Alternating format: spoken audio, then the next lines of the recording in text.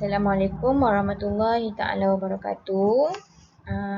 Apa khabar anak-anak murid Ustazah semua daripada kelas 5 bijak dan 5 cerdik? Okey, jadi Ustazah Najah pada hari ini akan mengajar pendidikan Islam tahun 5 iaitu ibadah yang bertajuk tayamum. Okey. Mungkin ada di kalangan kamu semua pernah dengar berkenaan ataupun pernah dengar tentang tayamum. Apa itu tayamum? Okey. Jadi untuk minggu ini dalam silibus kita berkenaan ibadah iaitu tayamum. Okey. Mari kita tengok apa itu dikatakan tayamum. Okey, sebelum kita nak pergi lebih jauh lagi, nak tahu apa itu tayamum, siapa boleh teka berdasarkan gambar ni kan? Apa orang ni tengah buat? Siapa agaknya boleh teka? Gambar padang pasir kan? Lepas tu dia tepuk tangan dia. Apa yang dia tengah buat sebenarnya? Okey. Okey, gambar yang kedua pula. Gambar berkenaan orang yang sakit. Dua orang, ada pakcik dan makcik ni tengah ziarah orang yang sakit. Apa kaitan orang yang tepuk tadi tanah tu dengan orang yang sakit? Jadi untuk tajuk hari ini adalah berkaitan tayamum untuk orang yang sakit. Okey, fokus pembelajaran kita hari ini ialah tayamum untuk orang yang sakit. Okey. Boleh ikut Ustazah baca. Okey. Dialog ni, apa gambar yang awak nampak kat sini ni? Gambar ni kat mana? Gambar ni situasinya adalah di sebuah hospital. Okey, apa yang berlaku? Apa yang menyebabkan orang sakit ni dibolehkan tayamum ataupun apa kaitan orang sakit ni dengan tayamum? Bukan ke Ustazah tayamum tu hanya orang yang tak ada air saja? Okey, mari kita baca Okey, unit 1 tayamum. Teliti dan fikirkan. Okey. Ustaz, kaki saya berbalut. Bagaimanakah cara saya mahu berwuduk nanti? Jadi situasi ini menyebabkan macam mana seorang lelaki ni kan, ni kawan seorang lelaki ni yang pakai baju purple ni kaki dia berbalut. Jadi dia tanya ustaz dia, "Ustaz, macam mana saya nak berwuduk sedangkan kaki saya berbalut?" Okey. Jadi nama ni Nizam. Jadi ustaz cakap apa? Nizam, dalam keadaan tertentu Islam mengharuskan kita bertayamum. Okey, jadi kaitan sakit dengan tayamum adalah bila mana kita nak berwuduk, kita nak solat, namun keadaan kita mudarat ataupun kita sakit dan bahagian tertentu luka ataupun kena balut macam kaki Nizam tadi tu. Okey, kaki dia menyebabkan dia tak boleh kena air. Jadi ustaz dia cakap apa? Dalam keadaan tertentu Islam ini mengharuskan kita bertayamum untuk menggantikan wuduk. Jadi tajuk kita hari ini tayamum bukan sebab tak ada air, tapi tayamum untuk menggantikan wuduk sebab sakit. Okey. Okey, tengok slide yang sebelah. Okey, sambung perbualan tadi. Okey, dia terpotong sikit ni Okey, cuba tengok nombor 3 tu kan. Tayamum? Kawan perempuan dia tanya kan. Saya tahu. Guna pasir kan ustaz? Selalunya tayamum ni orang akan fikir terus pasir. Izzah, kawan dia pula cakap, kita gunakan debu tanah yang suci, bukan pasir. Okey, kita kena faham anak-anak murid saya sekalian. Tayamum itu bukanlah pasir. Tapi tayamum tu adalah debu tanah yang suci. Apa-apa debu tanah yang suci itu adalah dikira sebagai alat tayamum. Okey? Bukan pasir tapi debu tanah yang suci. Debu tanah saja boleh tak? Tak boleh sebab takut debu tanah tu ada najis ke. Jadi mesti debu tanah tu suci. Suci tu apa maksudnya? Suci daripada najis. Maksudnya bersih. Okay, jadi mari kita tengok di sini apakah yang dikatakan tentang tayamum. Okey, pertama sekali kita tengok pengertian. Kedua, dalil. Maksudnya tayamum ni bukan ustazah yang cakap atau bukan buku yang cakap. Tapi tayamum ni disyariatkan oleh Allah serta maksud dalil.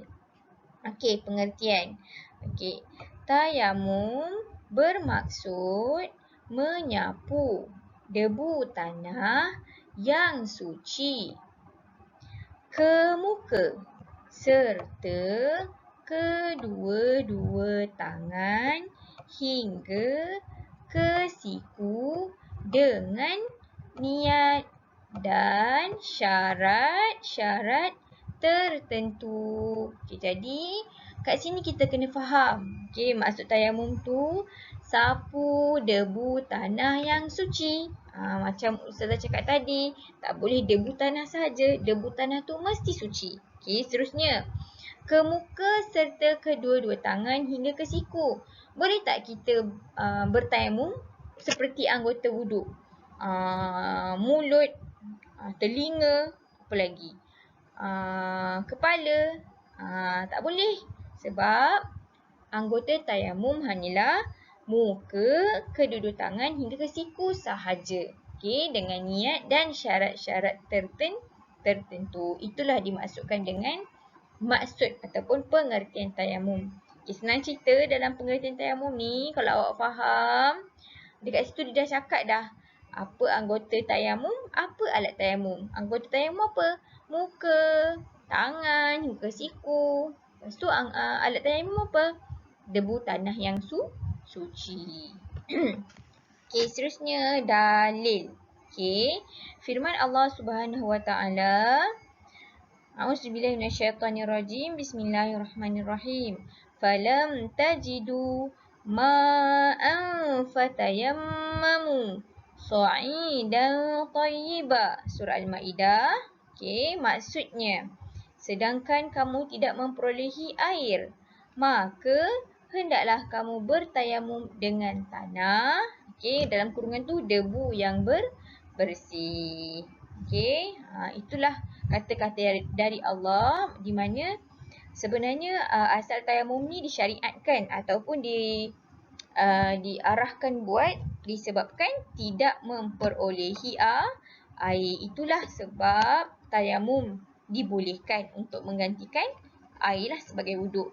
Namun ada keadaan-keadaan yang tertentu selain daripada tak ada air membolehkan kita bertayamum. Okay, cuba tengok pelajaran ni cakap apa. Mengapakah kita bertayamum menggunakan debu tanah? Kenapa debu tanah? Cuba kamu semua fikir. Kenapa dalam banyak-banyak Allah ciptakan kat dunia ni, kenapa debu tanah? Kenapa bukan apa? Kenapa bukan angin ke? Kan? Kenapa debu tanah? Okey, cuba fikir soalan tu. Nanti cuba jawab. Okey. Seterusnya. Okay, tadi kita dah faham maksud ataupun pengertian. Okay, kemudian kita dah faham dalil. Okay, kenapa tayamum disyariatkan. Okay, seterusnya kita nak tengok rukun tayamum. Apa itu rukun? Okay, maksud rukun ni bila kita tak buat, jadi batal ke sah ke tidak dikira tayamum kita ni? Tak sah lah. Sebab rukun tu adalah benda yang wajib. Okay, pertama sekali rukun berniat. Okay, macam ni niat tayamum. Nawaitu tayammuma listibahati fardil salati lillahi ta'ala. Maksud dia apa? Sahaja aku bertayamum untuk mengharuskan solat kerana Allah Ta'ala. Okay, jadi kita bertayamum tu sebab nak solat lah. Okey. Sebab menggantikan kepada air, tiadanya air.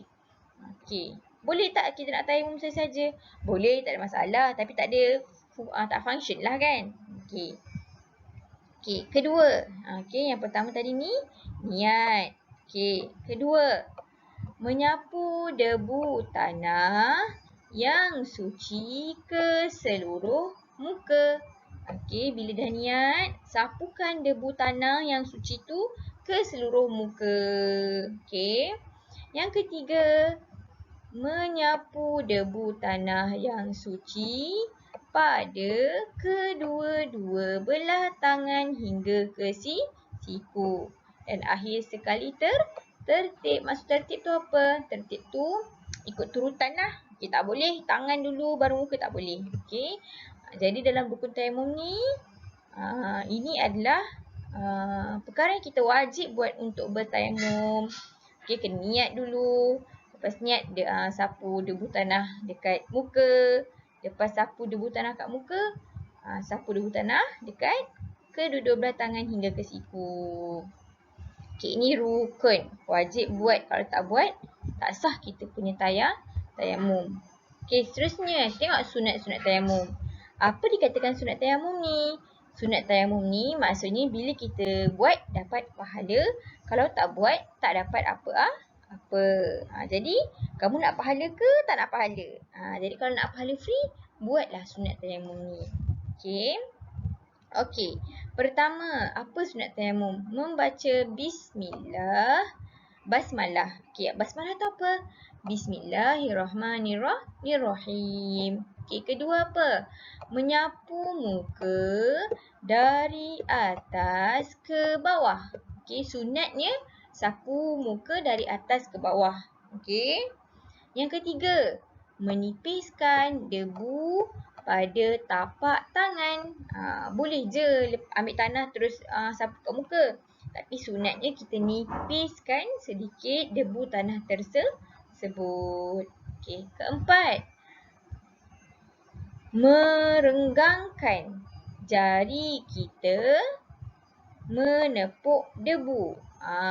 Maksudnya sunnah ataupun sunat bila kita ambil debu tu, kita renggang. Tahu tak renggangkan tu? Jarak-jarakkan jari awak tu masa tepuk dekat debu. Bukan rapat-rapat, jarang-jarangkan. Okey, renggang-renggangkan. Okey. Macam mana keadaannya? Nanti Ustazah tunjuk gambar bagaimana yang dikatakan merenggangkan jari, menipiskan debu. Nanti kita tengok slide akan datang. Okey. Seterusnya yang kelima, mendahulukan anggota kanan daripada kiri. Boleh tak nak buat kiri dulu? Boleh. Tapi sunat tayamum buat kanan dulu baru buat kiri. Okay, yang keenam, menghadap kiblat. Yang ketujuh, membaca doa wuduk setelah selesai bertayamum. Okay, inilah antara sunat-sunat dalam tayamum. Nak buat boleh, tak buat pun boleh. Tak ada masalah. Tetap sah kamu punya tayamum. Okay, seterusnya. Ni tajuk kita fokus pada hari ini kan. Sebab apa kaitan orang sakit dengan tayamum? Selalunya tayamum ni bila tak ada air. Jadi kita kena tengok kat sini. Apakah sebab-sebab yang mengharuskan tayamum? Bukan sahaja ketika tiada air. Tapi, kita cuba tengok yang pertama. Tiada air setelah berusaha mencarinya. Okey, ni biasanya tayamum ni bila tak ada air lah. Okey, tapi syaratnya apa? Syaratnya kita kena usaha dulu untuk cari air. Kalau memang confirm tak jumpa, baru boleh tayamum. Okey, yang kedua, ada air. Ada air. Tapi hanya mencukupi keperluan diri dan ternakan. Maksudnya apa? Kalau air tu ada, tapi cukup-cukup je. Awak nak minum, awak nak basuh berak, awak nak mandi, awak nak bagi ayam itik minum. Jadi, dibolehkan untuk bertayamum. Okey, seterusnya yang ketiga. Jarak tempat ada air terlalu jauh. Okay, contohnya, Selangor tak ada air langsung. Okey, Selangor memang tak ada air langsung lah, seluruh Selangor. Ada air tapi kat Sabah, Sarawak. Jauh ke dekat? Jauh. Jadi, bila terlalu jauh ada air tu, maka kita diharuskan untuk bertayamum.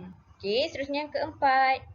Terhalang daripada menggunakan air disebabkan sakit atau ada musuh berdekatan tempat air. Okey, inilah fokus kita pada hari ini. Okey, fokus kita yang pertama ada dua kat situ dia cakap. Okey, bila mana kita nak ambil wuduk. Okey, nak guna air lah ambil wuduk ni. Tapi terhalang disebabkan sakit. Macam gambar kawan kita tadi tu kan. Gambar dia kakinya dibalut, okey, di simen. Jadi doktor kata memang tak boleh kena air. Kalau kena air akan memudaratkan dia lah, okey, akan luka dia tu tak akan sembuh lah contoh kan. Jadi kat situlah diharuskan untuk bertayamum. Jadi bagaimana? Okey, mula-mula caranya kita wuduk dulu macam biasa, tapi bila di tempat luka tersebut kita tayamum. Okey. Yang kedua apa? Kedua, kita terhalang daripada gunakan air bila mana tadi bila sakit. Yang kedua, contoh masa peperangan berlaku, ada musuh yang dekat tempat air. Jadi bila kita pergi sana kita akan dibunuh. Contoh kan, bila perang kan. Jadi masa tu kita, contoh musuh tu duduk dekat tempat air lah kan. Contoh dekat sungai ke. Jadi situasi itu membolehkan, mengharuskan untuk kita bertayamum. Okey, seterusnya cuaca terlalu sejuk sehingga memudaratkan. Okey, ini selalunya berlaku dekat luar negara. Bila cuaca terlalu sejuk tu macam mana? Bawah, negatif. Contoh negatif 1, negatif 2. Terlalu sejuk dah tu dah sampai negatif kan. Bila kita ambil wuduk, ambil guna air, boleh menyebabkan kita demam ke dan sebagainya, maka kita dibolehkan untuk tayamum. Jadi, hari ni kita belajar apa? Kita belajar pengertian tayamum, dalil tayamum, rukun tayamum, sunat tayamum dan sebab-sebab yang mengharuskan tayamum. Hari ni kita belajar 5 perkara. Okey. Jadi, ini saja pembelajaran kita pada hari ini. Maka, kita akan sambung pada minggu akan datang dalam tajuk yang sama berkenaan tayamum. Okey, Assalamualaikum warahmatullahi wabarakatuh. Setelah mendengar YouTube Ustazah ni, kamu boleh buat latihan berdasarkan tajuk pada hari ini.